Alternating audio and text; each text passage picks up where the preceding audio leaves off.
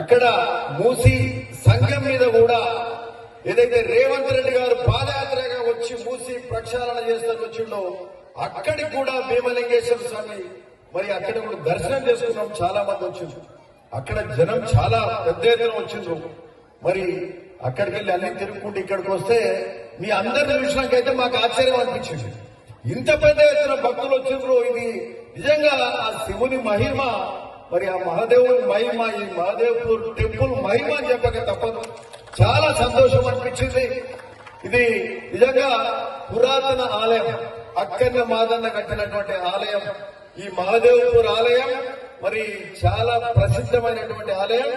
ఇది ప్రాచీన టెంపుల్. అప్పటి వైభవం మళ్ళా తీసుకురావాలి. భక్తులు మరి అశేషంగా చాలా మంది అశేష జనవాయి ఈరోజు తరలికొచ్చిండ్రు.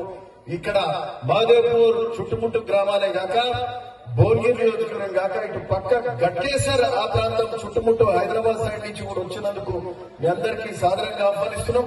చాలా సంతోషం. నేను అనుకుంటా బహుశా రాష్ట్రంలోనే శివాలయాలలో ఇంతటి గొప్ప శిల్ప నైపుణ్యం అన్నటువంటి ఆలయం అంటే ఇది మహాదేవ్పూర్ అని చెప్పక తప్పదు. అట్లాంటి ఆలయాన్ని ఇంకా బాగా అభివృద్ధి చేసుకుందాం.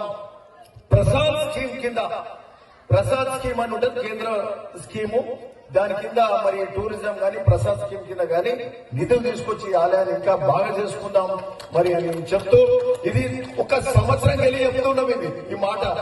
అది మేము ఇంకా ఏం చేయకముందే మీరు భక్తజనం ఈరోజు పోయినసారి అంటే డబల్ తిరుగులు అయిందంటే ఇది చాలా గొప్ప విశేషం. ఆ శివుని మహిమ ఏదేమైనప్పటికీ ఆ శివుని ఆశీస్సులతోటి మీరు మీ కుటుంబాలందరూ కూడా చల్లంగా ఉండాలని ఈ సందర్భంగా కోరుకుంటూ మీ అందరికీ మరొక్కసారి మహాశివరాత్రి శుభాకాంక్షలు చెప్తా ఉన్నాం. నమస్కారం.